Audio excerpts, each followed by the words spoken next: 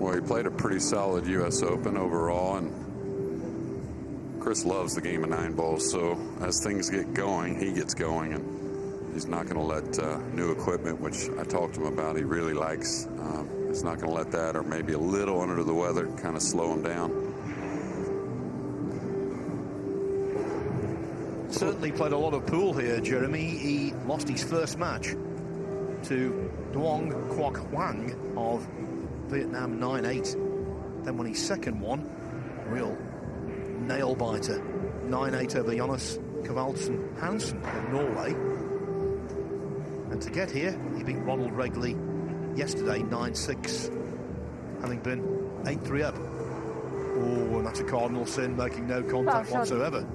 Yeah, and very rare for Chris. One of the things he excels at and is very known for are those rail first escapes. And very difficult rack, but as a young man, I think one of the guys that has one of the better cue balls in the game and definitely makes great decisions. He can gain some really important early momentum.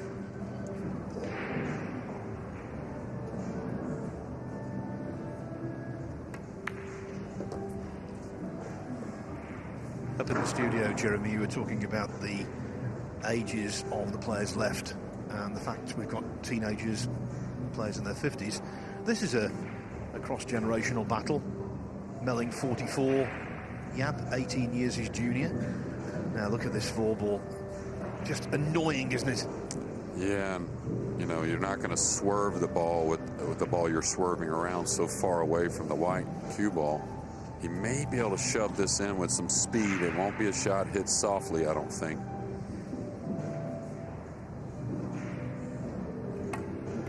Yeah, he tried to spin it to catch another ball, to catch a little more of the ball and kind of throw it in. And very difficult, like I said, when the ball that's impeding is so far away from the cue ball. At least, the 4 went awkward against the 7 in that cluster with the 8. So the run out is far from simple. In fact, it's very complex. Yeah, and the thing is, when you break the balls out, you want to shoot the shot off of a thin shot. That way you have speed on the cue ball. If he has to follow through here, is he going to try and split the 7-8? That's super dangerous. I think I would try to go into the 4 itself, even though you're not really solving a problem with the 7-8. This is something that can get away from you. But watch, with the full hit, you just don't carry as much speed on the cue ball. Easy to get double kisses. That worked out beautiful. And now the lefty can reach the 4 easily. Interesting rollout here to roll out to the jump shot with the 3 kind of tangled up. Not saying it doesn't play, but normally when you have a difficult layout, you don't mind rolling out to something tough where the player can actually see the ball. I think he's taking a big gamble here.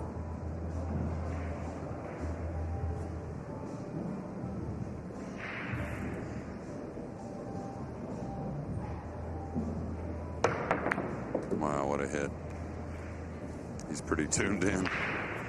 It didn't even touch the sides. That was just perfection. Yeah, and watch how well he held the cue ball from that angle. You know, a lot of times, unless you strike it just perfectly, that cue ball kind of wanders a little more, and whew, how good was that?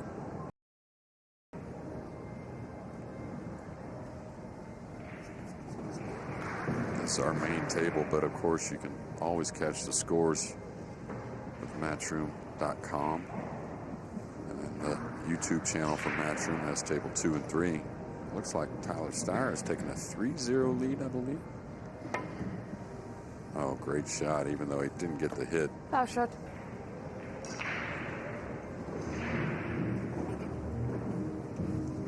Bow in hand. Okay. I may entertain the 3-5 combination here, just because tracking the cue ball off the 3 to the 4 back to the 5 is a little touchy. A lot of guys may not see that combination at times, but Chris, a very savvy vet, he's definitely going to recognize that. It was a valiant escape, wasn't it? Just missed. Doesn't want straight. Got a little straight. A lot lot of work still, though, with the 4 up the table, the 6 on the opposite side. You can see he's really straight on this ball. May have to draw the cue ball.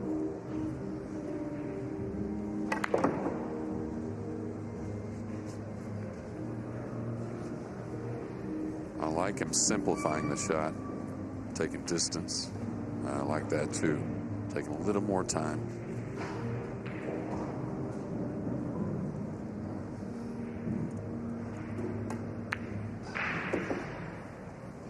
I just love that languid cue action. It's aesthetically pleasing, isn't it?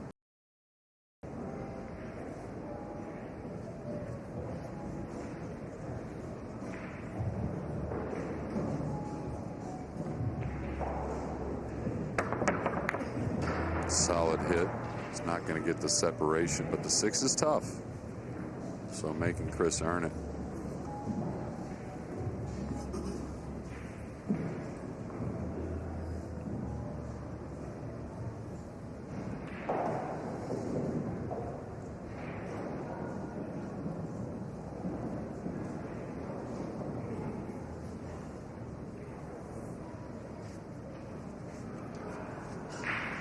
Yap has made some errors, you could say, in the safety department, and yet he's still in front. I think he's looked marginally the better of the two. Winning those first 2 racks after breaking dry, when he got the chance, I thought he was really impressive. Yeah, just that long missed 3 ball. Really the only real mistake. He attacked some difficult kick shots. Came away on the wrong end of it, but still overall looks solid. And I like this play here. And the reason why I like it is at least you're giving yourself a good chance. You're not trying to do too much and get yourself kind of out of line with the cue ball. These players all would settle for this cross side bank. He's going to cannon into the 7.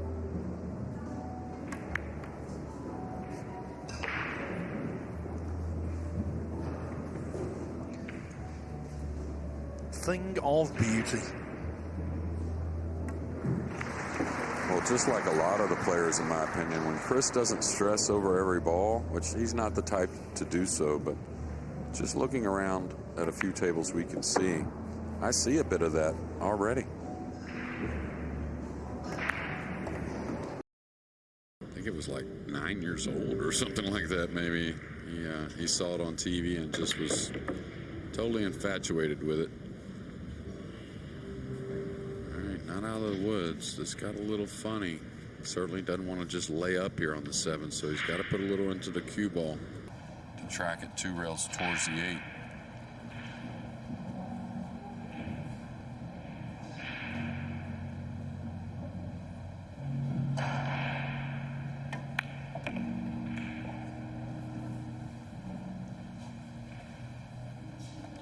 In 2014, he won the Asian Junior title, then became World Junior Champion at under-19 age group in Shanghai, China.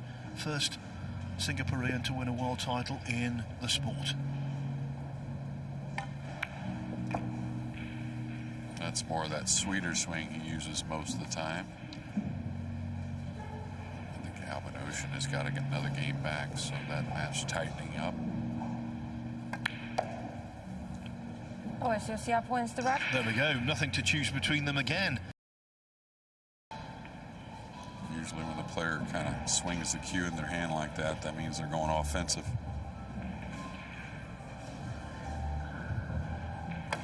Wow, what a strike that was.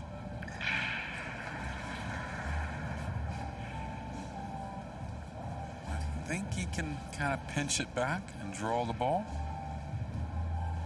Take a little cut shot on the 3. Don't get too discouraged about the outcome there. Shot of the match, in my opinion. Cannot go forward here, but that's okay. Like I said, just draw past the side and take the cut shot on the 3. The thing Chris is upset about is with the 4 hanging. He would have loved to have an opportunity to play off the 3 into the 5-8, kind of opening those balls with the 4 accessible. Now he's got to maybe do it with the 4 ball itself. First player on the hill on table 11 it is. Johan Chur 10-3 up on Nick Vandenberg. Nick Vandenberg, who came back to playing professional pool after 4, 5, 6 years off and played really well to qualify. I'm guessing hasn't gotten many opportunities in that match. If he can reach it, he's gotten a pretty nice angle to come behind the 9 and try and open the 5-8. There's a very good player with the bridge.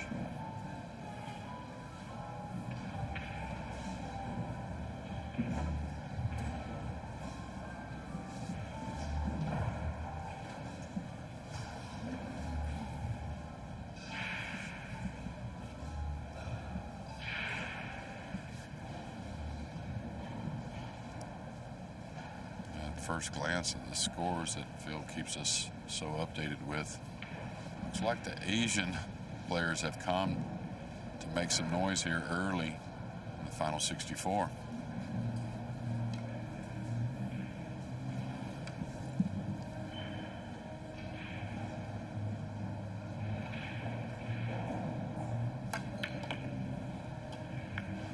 But in this match, Chris Melling is showing his range of skills. Uncomfortable queuing.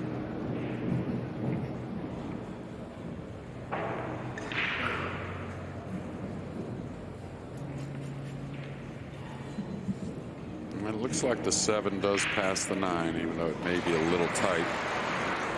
So really just about pocketing the 6 here. Nice cue ball out to the somewhat the center of the table.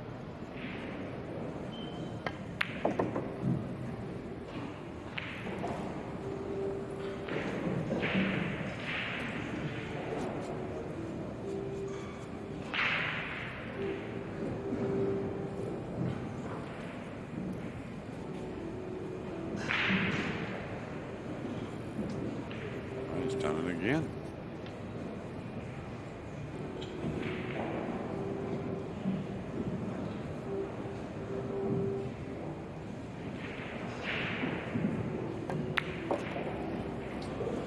Under normal circumstances, Jeremy, he is such a reliable potter.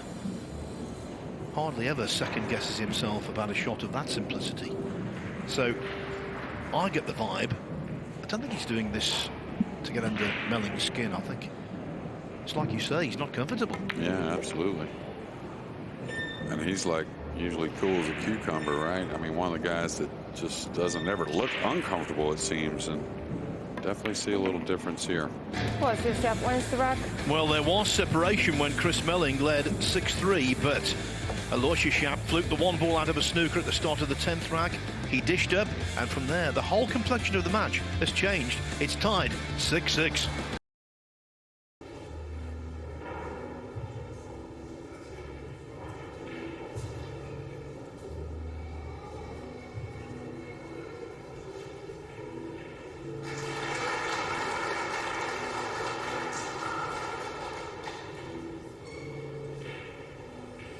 Chris looking to attack, really worked the cue ball over on the short side of the 3, I think, and now maybe thinking twice about it.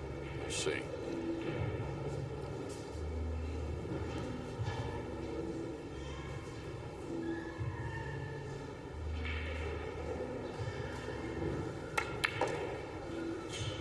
Wow, what a beauty. Well, that's a candidate for shot of the championship so far for me. What an effort. It's all very well to play that kind of brilliant offensive shot in a match that's flowing. In a match like this that's been bitty and disjointed, that was simply outstanding. Yeah, and you can see an all-important 2 ball here with a 3-9 looming.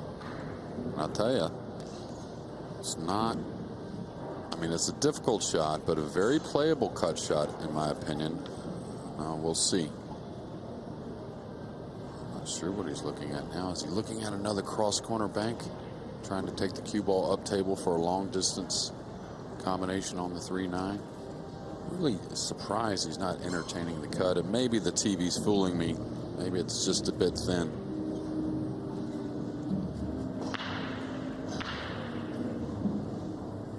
I'll tell you here, what's he doing here? He's playing the 2 cross side and coming across the 9. Maybe an early winner here. Yeah, like that. That was great imagination and great execution. Jeremy called it. He delivered. He's on the hill just like that. Aloysius Schaap leads Chris Melling by 10 racks to 8. That was superb. Schaap is saying, do I want to hold the ball here and take the cut on the 5? Do I want to go forward and get a little better?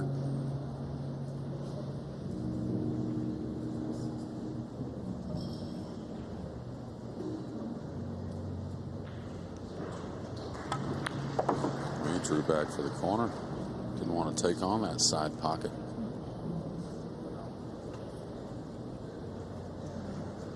Tell you what, David Alcady's back at the table in that match after a big miss 5 ball to really end the match. Yeah, we thought at various points in this match this would be the last to finish of the ones that started at noon. Might well be in the house already before Alcady and Shevchik complete their match. Yeah, especially because what I've seen, you know, of course this is what we're paying mainly attention to, but from what I've seen, Alcady struggled breaking the balls as well. Lots of clusters, lots of rollouts.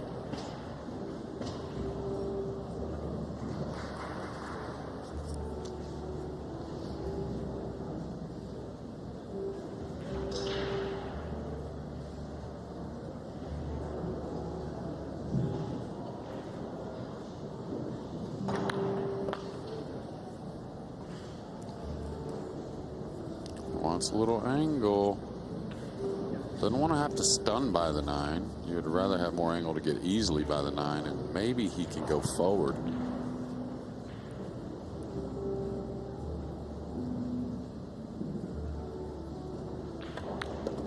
He did stun by, but this is going to be an awkward stretch for the lefty, I think. Yeah, and awkward speed going up and down the table, so not out of the woods yet.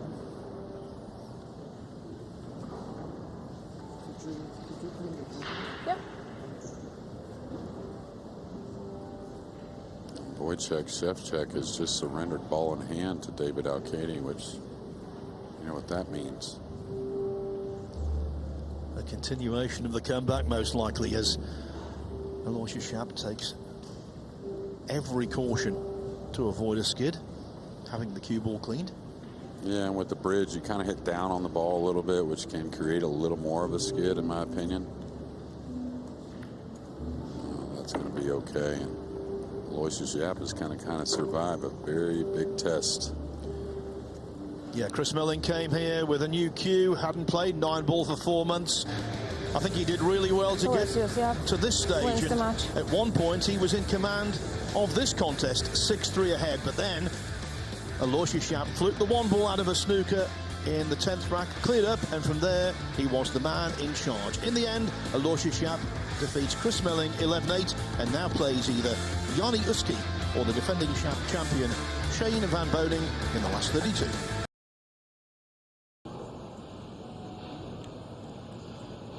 I think you can see an edge.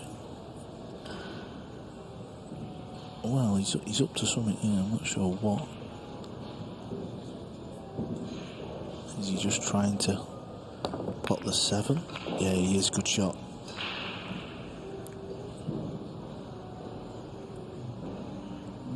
Gonna need another good run here early on in the match. These are never easy when they're full length off the rail as well.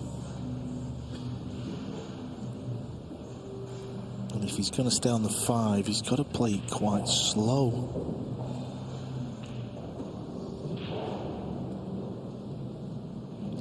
"31 years of age now, Sanchez Ruiz. Reached that right at the end of his stellar year of 22. A year which saw him win well over $250,000. Most he'd ever won in a year before that was $36,000. His total career earnings going into 22 were less than he then won in the next 12 months. So that gives you an indication of just how big a leap forward he took.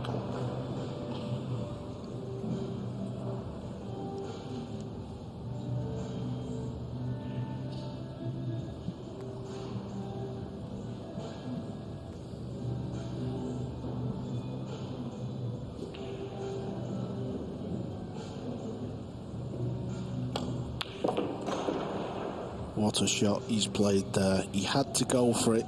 Many a player would have played it a little slower. He decided to go for it full-blooded off 2 rails. Take another look at this beauty.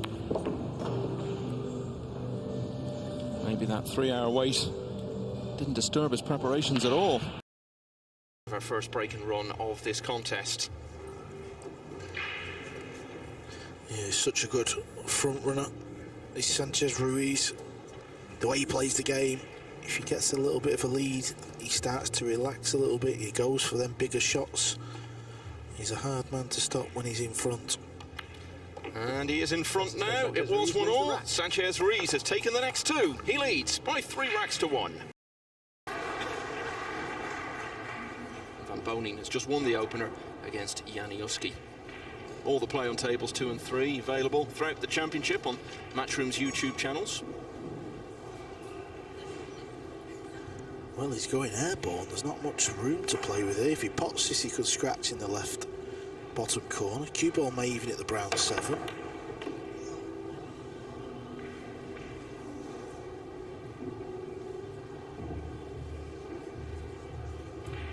Well, it's better than ball in hand, but not much better.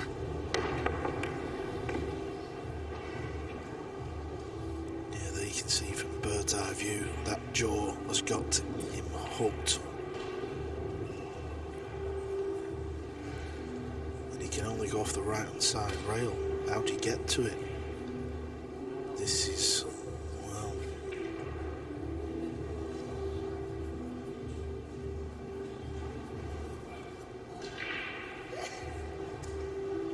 he's attempting to play it off the right side rail after the middle, and he's got to get the cue ball swerving to create an angle past the 6. Oh, Francisco Sanchez Ruiz, that's why you're the world #1. What a shot. Everything he does around the venue, on the table, when he's being interviewed, it all just exudes a whole new era of confidence for him.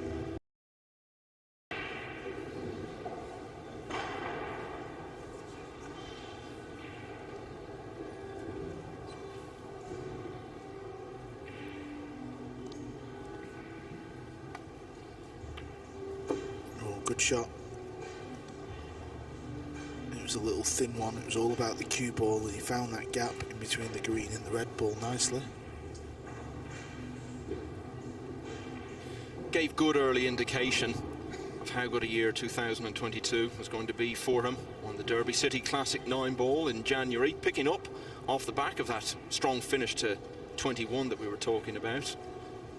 And then that amazing run of the UK Open in London back in May. Lost his first match, nearly lost his second. Ended up turning that round, and it was the first of 11 matches he won to get to the final. That was a great shot he's just played there, Michael. Had to send the cue ball off 3 rails to avoid the 9, and he's done a fantastic job. He's really looking so comfortable. Knows he's got a big lead. His opponent hasn't played great so far. Just thriving on it all.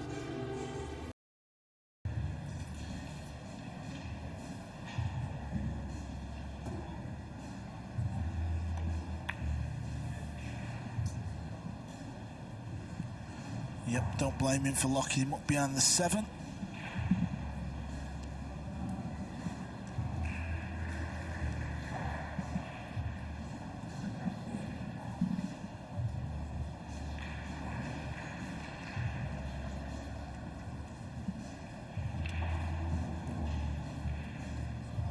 Good kick off the top rail, trying at the side rail, maybe pocket it in the bottom corner where the green 6 is near.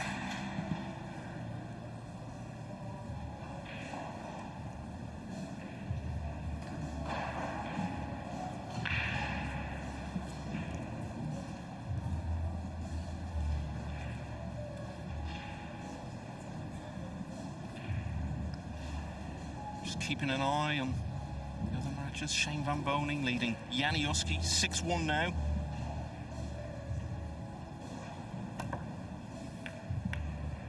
Joshua Filler 6-5 in front on Alex Pagulayan. Look at this. Things just not falling his way today, are they? Hasn't helped his own cause at times, but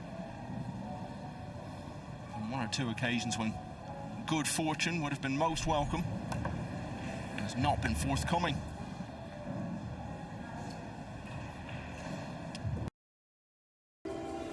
Alex Lely, Europe's Mosconi Cup captain, describing the action throughout the week on Table 2.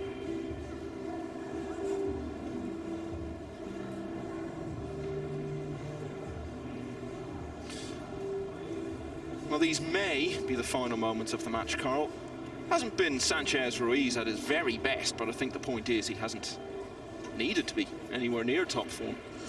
No, I think he's pulled off some pretty decent shots. He got off to the better start, didn't he, as well? But if anything, it's just felt a little slow. But the main thing, he's booked his place into the last 32 with just these remaining 3 balls. Ko Ping Chung, semi-finalist at the US Open recently, has come through 11-10 against Shane Wolford. And will now face Mario He. So it's another big event going by for Wolford, without that big, deep run that he's looking for. Yeah, and he had a decent lead in that match, didn't he, coming to the end? So was leading most of the way. Chang Yung Lin had a good lead over Hunter Lombardo. The American turned it round to go in front, but now it's Chang on the hill there at 10-9. Jan van Lierop, we were mentioning a few moments ago, on the hill as well, 10-7 against the former champion Ko Pin Yi. And maybe Francisco Sanchez Ruiz is going to be the champion this week. He's the world #1. He's one of the favourites for the title, and he's comfortably seen off the challenge of Oscar Dominguez by 11 racks to 3.